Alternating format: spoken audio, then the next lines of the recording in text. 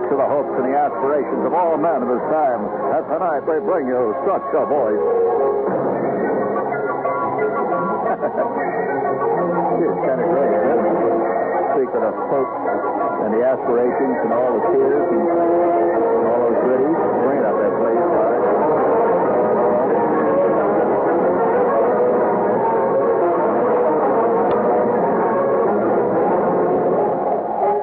Okay, that's enough theme. Hold it. That's it. Kill the theme there. That's it. After all, it's Christmas time, or it's getting up there. And before we get underway tonight, hello, Tess. Let's get everything here. Getting us short here. Hello. What's the matter here? Hello, Tess. There. Very good. So, before we get underway here tonight, I'd like to apologize to those of you out there who are suffering from commercial trauma. It's very easy to get it at this time of the year when you're barraged by millions of voices beseeching you to buy at all costs. And, of course, almost any product that is made, according to commercials, makes a perfect Christmas gift. I heard a skid chain commercial the other night, which came on, it shows this fantastic girl was unbelievably endowed. And they were sitting under the Christmas tree, and she had just given her boyfriend, Chris, this is a TV commercial, just given Chris a matched set of skid chains and snow tires for his Datsun 240Z. It's a very romantic Christmas gift. And I noticed that the Roto-Rooter company is offering a special Christmas gift certificate idea. Get your drains ground out. It's a very romantic idea. So I just thought I'd apologize to those of you who have taken the time to complain bitterly about the fantastic number of commercials that we have these days. It is the holiday season. In fact, I've often said that you could tell what time of the year it is without any knowledge of calendars, if you were in a sealed room, if you were given a transistor radio. Just turn it on, and you could tell exactly what season. Even if the guy doesn't say, hey, it's 4th of July, hello, gang, none of that jazz. Just time the commercials. Just the commercial time between commercials is very closely identified. So kind of like an electronic sundial. So immediately after the first of the year, we will return to doing a show. This is nevertheless, Christmas is a trauma for many people. It is. It really is. And it is for me particularly. I must say that I enjoy holidays for one reason or another.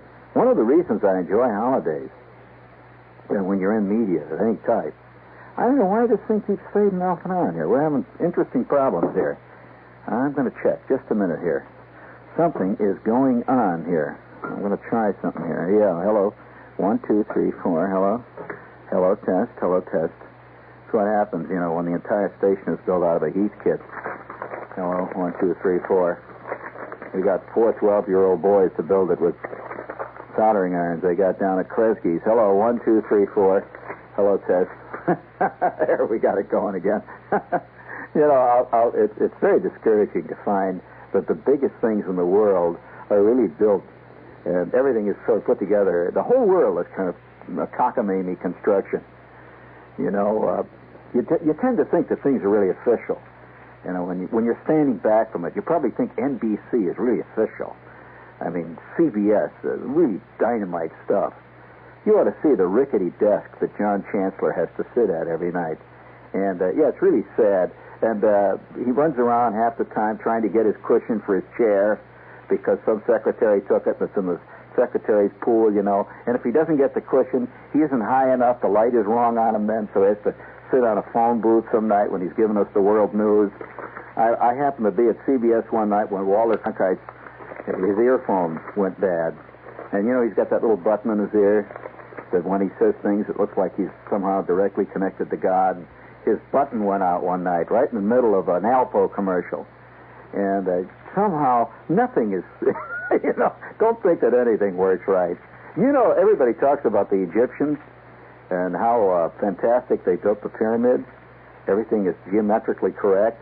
But what you don't know about is the 17 pyramids that they botched, that they completely blew. And after 44 years of all the slaves, climbing up the side of the pyramids with the blocks, it was crooked. And so they just took it down. They weren't going to, and we don't hear about the fumbles in history. You only hear about the successes. Wouldn't it be great to have a panel show of all the guys that tried to run for president? And, just all these great non-winners sitting around. Of course, there's plenty of non-winners in our society these days. And if you count yourself among them, friends, do you know that there's a game now that is being sold for kids, Yeah, in fact, I was listening to a radio commercial the other day, and the guy was advertising discount games. I don't know what a discount game is, but I guess some games come already discounted from the manufacturer. It's like a friend of mine had a terrible experience. He wrote a novel. It took him 2.5 years to write it. And they told him that the pub date, this was 2 years ago, the pub date was going to be January 19th. He was all excited, see. He's waiting for the announcement to come in the Times where it says, published today, that kind of thing. You see that. And he's walking down the street, and it's January 5th. And just right after New Year's, he figures, well, the world is going to be great this year. I'm starting out the new year with a novel being published. And, it's going to be one song. How many of you had that illusion that after the first year, it's going to be a clean slate? George, one of the great human myths. Nevertheless, has it ever been a clean slate?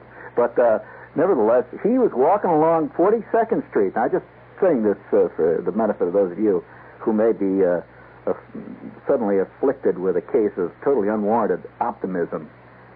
This happens to people at times. You get seized by a paroxysm of elation when you're sitting at the chalk and you got a chocolate brownie, and all of a sudden the world looks fantastic. You say, I've got the world by the, and 5 minutes later you discover the truth, that the world has got you by the But nevertheless, my friend, now wait a minute, you want to hear the story? My friend is walking along January 5th. Now his book is coming out the 19th, you got it? And he's a guy that just can't stay out of bookstores. One of those types, he walks in and out of bookstores all day long. And he drifted into a remainder bookstore on 42nd Street. And he was shocked. There was a whole big pile of his novel at 19 cents a copy. It hadn't even been published yet. Already on the remainder list. I mean, that's like Al, please, would you give me just a wee bit of this, because I want to show you something about blasted dreams. Bring it on. It's time that we took note of the passing seasons. It's time that we took note that once again trauma time is on its way. You're listening to one of my favorite pieces of personal trivia. I doubt whether there are more than 7 people in the entire New York area who have a copy of this unfortunate LP. I don't keep this LP because I'm a freak on Christmas music. I keep this because I'm a disaster fan. You are listening to a recording made by the New York Jets the year they won the Super Bowl. Believe it or not, they were led by Joe Namath, who was singing contrabass on this recording. Verlin Biggs was in there singing alto. Don Maynard was on the drums. That was back in the days when it was fun to live in New York, and everything was a winner. Everything you touched.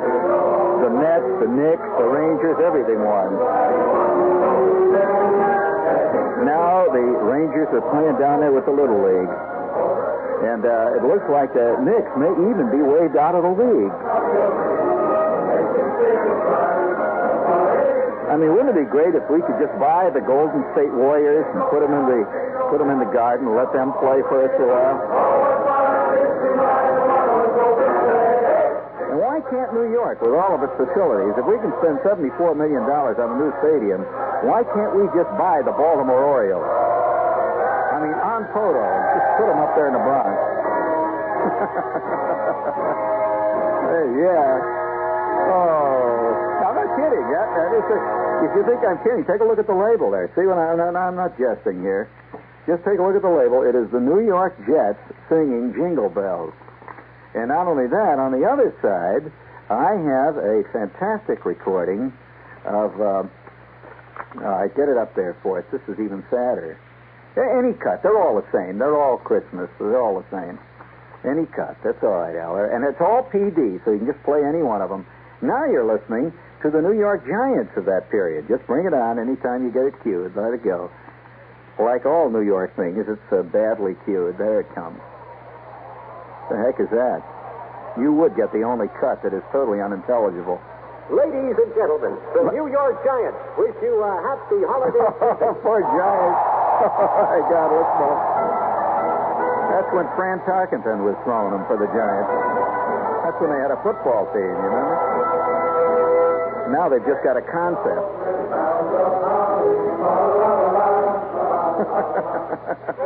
Yeah, come on, bring it up, come on.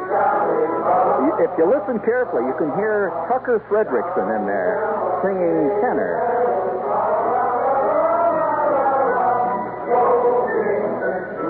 That's when they used to sit out there and holler, "Goodbye, Allie. Goodbye." Do you remember Allie Sherman? "Goodbye, Allie."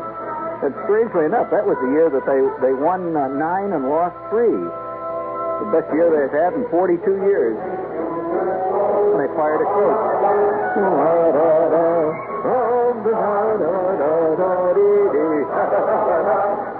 This is the Giants. Oh, they're singing with a spring in their step. All right, hold it there. Now listen, I'm going to tell you some truth tonight. This is WOR New York. Speaking of blasted hopes and dreams, I'll tell you. I'm going to tell you a story. I have never told on the air because it's so embarrassing, and it relates to Christmas. and you know, there's some things that in your own life, I know that there's just everybody is in the same boat. There are some things that happen to you in the course of your existence that are so painfully embarrassing that you don't even tell yourself about them, much less anybody. You just wipe it out, you know? Just wipe it out. Right, just wipe it out. Wipe it out. Oh, yes, terrible. Just wipe it out. I'll never, well, I'll tell you one of them. Just to give you an idea, I remember one time when I was a college sophomore. And you know that I had this date with this girl. And we spent about 3 hours together. You know, I took her to this fancy restaurant. I was going to, spend everything I'd saved the whole semester on her. And halfway through the dinner, after about 3 hours of chit-chat and idle talk and warm conversation and eye meeting eye over the candle and all that stuff, I suddenly discovered she thought I was somebody else. I thought at first when she kept calling me Sam, she was being funny. I discovered she thought she was with Sam. I don't want to hear any more. Sure, commercial time. Hit the button now, please. Christmas values are up, up, up. Christmas prices are down, down, down. That's why I'll keep shopping for my Christmas shopping at Robert Hall. At Robert Hall. With less money to Christmas shop for clothing, a lot of people are rediscovering Robert Hall. They're coming back to quality, wide selections, favorite fashions, personal service, big savings, all the things that made Robert Hall, Robert Hall. For clothing gifts to family and friends or dress up for the holidays, welcome to the store that made value a byword. To regular customers, first-timers, or the ones rediscovering, it's a pleasant surprise that even now clothing dollars can go farther. Shop Robert Hall. Well, here's the Christmas pitch here. Men's shirts, knit turtlenecks, and plain flannel shirts. Hey, do turtles have necks like that anyway? Are reduced to 2 for $7 at Robert Hall, a division of United Merchants, open nightly until 9:30 p.m. Will you join me on a one-minute trip to Paris? Close your eyes. Voila, here we are. Of course, I've not brought you all this way without purpose. I brought you to meet Madame Rochas. Ah, lovely. Here, great fragrances are as plentiful as beautiful women. So, isn't it something special to know that Madame Rochas is one of the most popular perfumes in all of France? Its fragrance, like Paris itself, is proud and classic, yet entirely original. And there is more. Parfum de toilette, eau de cologne, and many Madame Rochas bath products. And for the men, Monsieur Rochas. Each makes a special gift for someone you feel special about. We must leave now, but remember what I told you about Madame Rochas' fragrance. Wear it always, and come back to Paris soon. Au revoir.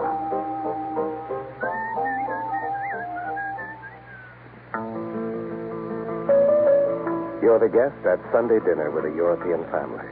There's a chill in the air, so your host has just added another log to the fire. His flaxen-haired wife is serving you lamb, simmered in a sauce as light as anything you've ever tasted. Welcome to Italy, northern Italy, where it borders Austria, France, and Switzerland, where they drink a wine called Valpolicella, a fresh ruby red that's as different from other Italian wines as seasoned beef is from Saltimbocca. And yet as different as Valpolicella is from other Italian wines, it does share something in common with the best of them, a classic Italian name, Rufino, a name that's meant great wine since 1877. So when you're looking for a robust wine, the perfect in roast, lamb, and veal, ask for Valpolicella, Rufino Valpolicella, imported by Shefflin and Company, New York. What's a country fresh flavor like Nuco doing in a city like New York? Nuco's bringing country to the city. Nuco's got that country fresh taste. Nuco's bringing country to the city. Nuco puts a smile on your face.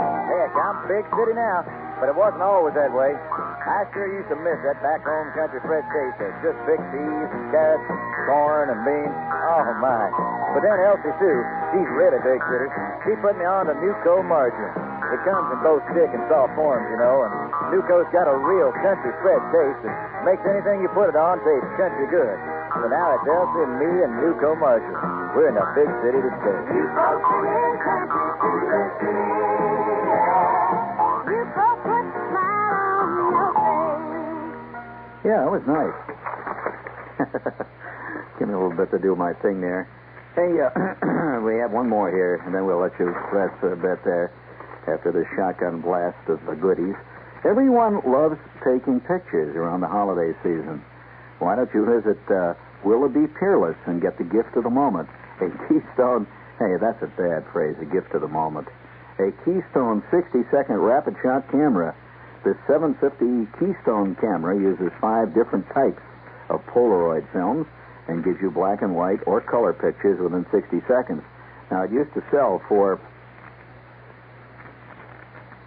well, I guess it says $34.95, but you can buy it now for just $19.95. Is that $134.95 or $119.95? You better check that, boy. I want to have people going down there at Willoughby Peerless. What a price for an instant picture camera. Come and see it and shoot a Merry Christmas. Would you take a look at this, Andy, and tell me whether that says $134.95 or whether it says $34.95? That is very interesting. It says $34.95. You better be careful, buddy, because if they run down there, I'm going to hold you responsible. I'll make up the difference. You'll be careful now. I've heard guys make statements like that before. And when they put the cuffs on them, of course, it changed the whole ball game. Let's see. Before we go any further, one more here. Gannett, or Gannett, they prefer to pronounce it Gannett, Westchester newspapers. Starting Wednesday, a comprehensive look at one of the world's largest corporations, IBM.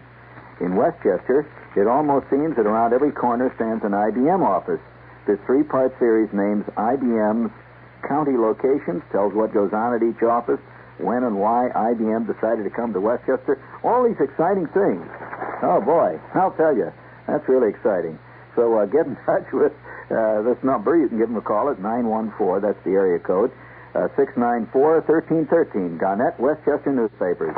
There's always exciting stuff in there for you. If you're an IBM freak, you're going to enjoy that. You know, now that's all. I'll do one more quickie here. Olin's Rent-A-Car for Chevrolets and other fine cars, including vans. For reservations and information, call LT16161. Guy wrote me, says, Shepard, I timed your show the other night. You have 12 minutes in which you say something. All around. Well, it's Christmas time, buddy. That's the way it is. And it'll be a little calmer after Christmas. Very much so, I can tell you. But speaking of Christmas, I might as well tell you this story. It's an embarrassing one. I have always approached Christmas ever since this moment, with a kind of nervousness that I know I shouldn't approach it with. Now, there were several things that I think cause problems for most Americans at holidays.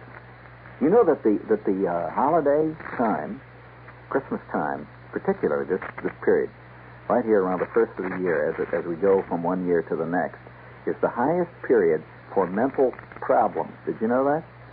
In fact, psychiatrists around the country, it's the only time of the year where they conduct 24-hour sessions. You know, they work in shifts. Guys sitting there talking about their mother and talking about how come their old man didn't love them, and now here it is Christmas time and he's got to go through all that again. And, well, you know, I've never had that kind of problem. I've had others. And I'm going to have to tell you, one of the truly most embarrassing moments of my life came as a result of Christmas time. And it's always, since that time, colored my relationship to Christmas a bit. Now, I was reminded of it just about an hour ago.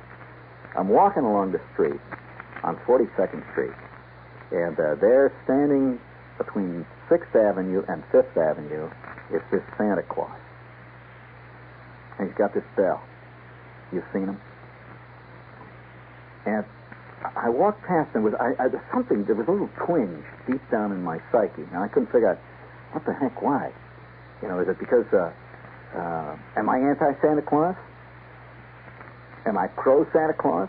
And I hate to see Santa Claus standing out here being yelled at by cab drivers? It's neither. Actually, I had a terrible experience one time. I don't know how quite to say it, but it started in the Boy Scouts. In fact, it started and ended in the Boy Scouts.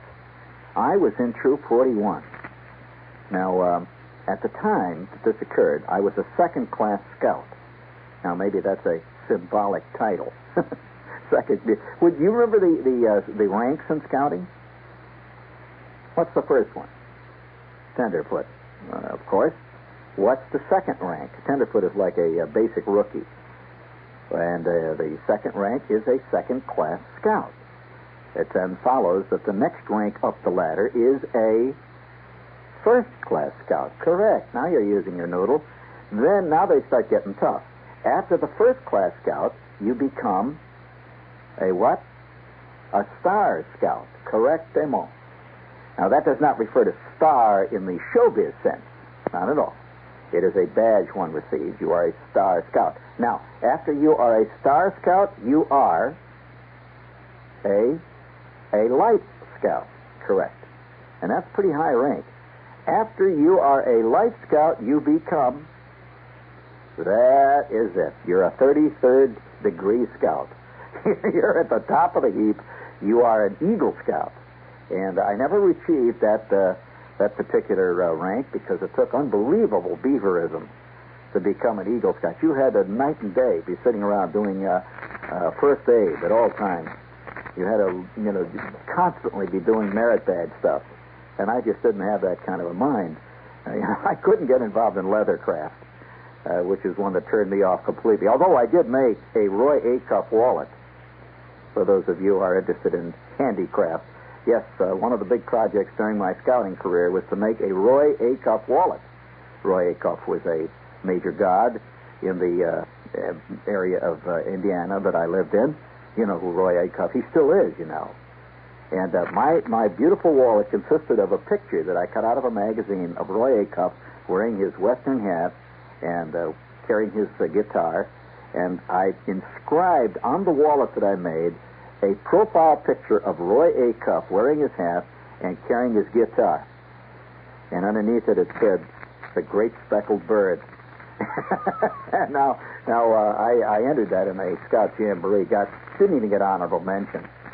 I mean, but I still have the wallet. I ought to take that wallet sometime and whip it out and show it to the boys at Michael's Pub. You know, take my credit card out of a Roy Acuff wallet that I made myself. But nevertheless, oh yes, I also made a great neckerchief slide. And I carved this neckerchief slide, and I thought I was making a moose. And I carved this. I thought it looked like a moose. You know, when you're a kid, you work away at this thing. And I brought it in and showed it to the scoutmaster. He really got buzzed, and he took it away. He says, "You're not going to let me wear that." Apparently, it was an erotic moose. I didn't think of it that way, but these things can traumatize you. But nevertheless, Christmas time was about a month before Christmas, about 2 or 3 weeks actually before Christmas time, and we had a scout meeting. And Mr. Gordon got us all together down there in the church basement, and he said, "We have decided, we're here at Troop 41, that we're going to have a big uniform drive. And what we're going to do is we're all going to go out and we're going to raise money over Christmas time to buy uniforms for our less fortunate scout brethren who cannot afford uniforms." Well, at that point, all I owned myself was a neckerchief, and you know, I never thought of myself as one of the less fortunate scout brethren. It's just that I kind of felt silly walking around with that funny suit on. But so I'd wear this neckerchief. It was purple and gold. But nevertheless, Mr. Gordon got us all organized. He said, "What we're going to do, we're going to have a tag day." Yes, you know, you see kids out there with a little can, tag day. You know what I mean by tag day? You don't know what a tag day is? Of course, in New York, they wouldn't know those things. A tag day is when you go out with a little can with a slot on the top, and it says on the side, "For the benefit of Troop 41, to help the lesser favored Boy Scouts to buy uniforms, tag day." And every time somebody puts a quarter in your can, they get a little tag that said, "I helped Troop 41." Okay, that's called tag day. Now, you know, up to that point, it was okay, see? But remember, it was only 2 weeks before Christmas. And so at that point, Mr. Gordon came up with this really goodie. He said that we have been talking to Goldblatt's, the Goldblatt department store, and they have very, very kindly decided to contribute to our tag day. Now, that was the local department store, you know, like Macy's here, say. And what were they going to contribute? Well, wait till you hear this, gang. They were not going to contribute money. No way.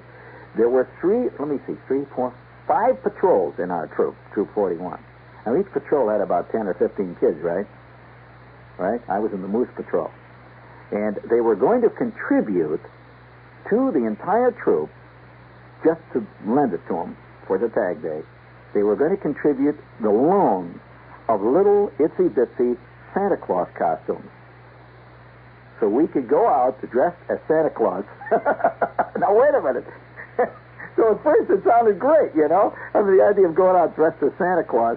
So Mr. Gordon had us all down there in the basement. They had to hand out these boxes. They had a whole pile of boxes in the corner there. And they were Santa Claus suits. He says, "Take these home now.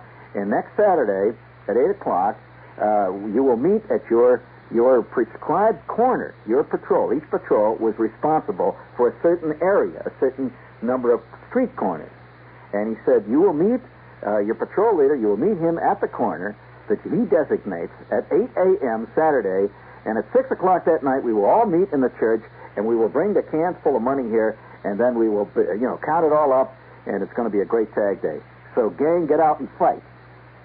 So I took my Santa Claus suit home, and it came in a box that said Goldblatt's on it, and it had a red coat with white cotton, around the cuffs, and it had white cotton running down the front of it, and it had a big white, sort of a fluffy white cotton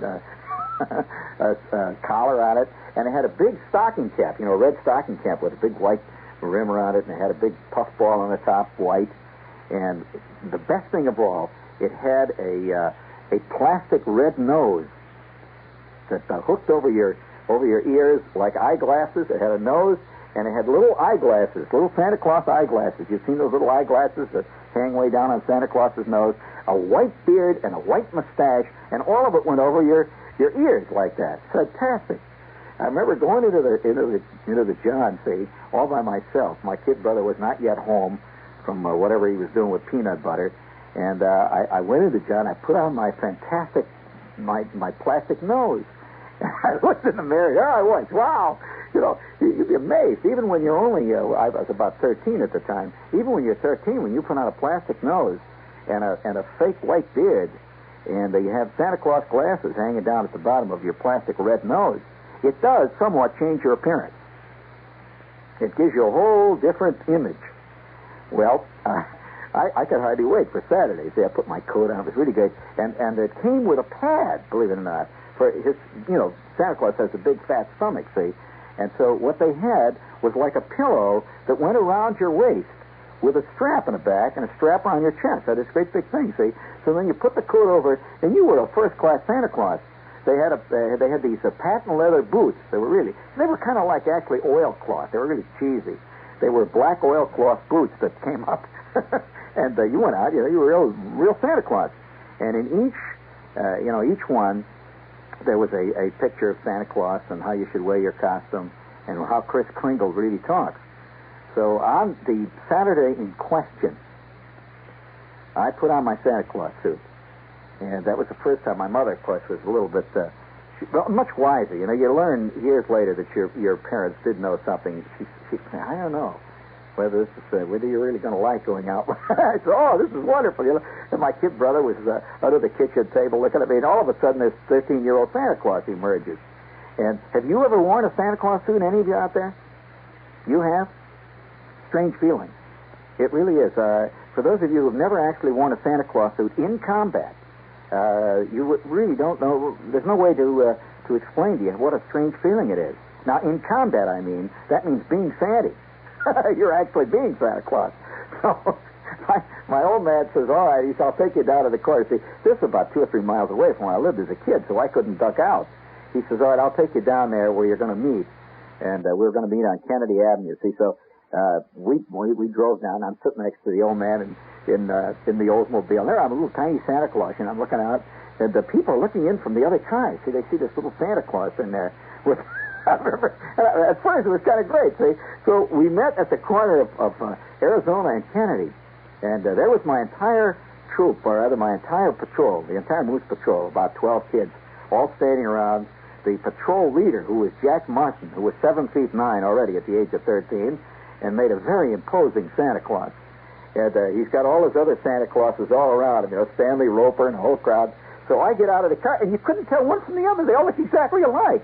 When you put a plastic nose and a 13-year-old kid with a white fake mustache and white beard and a red suit on, he is indistinguishable from all the others. But so here was a whole bunch of us, and people were stopping and looking. There was a whole crowd of little miniature Santa Clauses all standing around out there, and Jack Martin is telling each of us where we were to go, see. He says, and now you know, he says, hey, Shepherd. And his mustache jiggles up and down. I says, yes. Because he's a big guy. He's a patrol leader. He says, all right. He says, you get down. I want you to go down. He says, I want you to go down to the corner of Summer Street, now 165th. Terrible, fantastic disaster. 165th and Summer Street had 3 pool rooms, one on each corner, and the fourth corner had a Standard Oil station. So I said, okay. So I go trucking on down the road in my Santa Claus suit, and all along people are saying things like, Merry Christmas, you know what I mean? It's Santa Claus, hi. And I'm saying, ho, Santa Claus, ho, ho, ho. Well, I finally get down to my street corner, and I'm standing on the corner about the first 5 minutes. I got a bell. Each one of us, incidentally, got a bell, the kind like they have in the Salvation Army. I start ringing the bell and holding the can out, see? Well, the first 5 minutes, a lady comes along, and she's got a little kid with her. And at that point, the little kid takes one look at me and says, Santa! And at that point, Mother tries to drag this kid along. You see, she obviously knew this. I was not the official Santa. Well, the kid didn't know the difference. and the kid says, I want to talk to Santa, hey! And the mother says, come on, let's go. And finally, the kid is raising such hell that I says, ho, ho, ho, hello, little boy. And at that point, the kid starts raising Cain, and the mother brings him over, and she gives me a real mean look. And she says, hello, Santa. She says, Santa, this is Clifford. And I said, hello, Clifford, ho, ho, ho. And I hold the can out, see. He was not used to Santa Claus putting the arm on him. Santa Claus is a guy you ask for things. You don't give him things, see. So I put the can out there, and she says, oh, how terrible. And she takes the kid, and down the street they go. Yeah, and at that point, I began to feel really rotten. You know, I'm out there with this can. Have you ever really begged on the street, buddy? It really starts to get to your head. Well, about 10 minutes after I began my career as a street corner bell ringing, arm putting on, begging Santa Claus, who comes down the street with his buddy but Scut Farkas? Well, now, Scut Farkas, under the best of conditions, was not somebody that I chose to meet at any point. He had yellow eyes, for starter. Scut Farkas's hair grew all the way down, almost to the tip of his nose. He had a crew haircut that made him look a little bit like a cantaloupe wearing a hairbrush. And there I am standing there with my bell. See, I'm ringing the bell. And I kind of like ringing the bell. I'm ringing the bell. I got about a total of maybe 75 cents in my can. And I've sold about maybe 5 or 6 different tags. When along comes Scut Farkas. I could see him coming down the street. And there was a look on his face as if, well, have you ever seen the movie Jaws? Well, you know the look on the shark's face when he decided that he was really going to go all the way? Well, Scut Farkas had the look on the face. Scut Farkas was truly a legendary bully. If those of you are confused, it's not Scott Farkas, it is Scut. S-C-U-T, like Scut. Scut. Farkas's yellow eyes, I could see him for a half a block away, and he starts picking up steam. About 100 yards away, he hollers, hey, Shepherd! Santa Claus, huh? Hello, Sandy! Hey, Sandy, should I tell you what I want for Christmas, Sandy? Well, I could see that it was going to be nothing but real serious trouble. And about 25 yards away, as Farkas is gathering steam, he's with about 7 of his toadies, because he spotted a kid that he's been after for at least 6 months, and now he's got him trapped wearing a rubber nose, wearing Santa Claus mustaches and beard, wearing a pair of granny glasses. I took off. I turned right and took off down 165th Street with about 15 guys chasing Santa Claus. I went through the bottom floor of Goldblatt without touching the ground, right up the escalator, with Scut Farkas and his friends after. Well, I spent the afternoon. I finally rounded into an alley and got away from him, at least partially. I spent the afternoon hiding under a front porch, dressed in a Santa Claus suit, wearing a rubber nose. And ever since that time, I've been very nervous about Santa Clauses and Christmas. Who knows? Yes, who does know? Only the Santa, of course. This is WOR New York.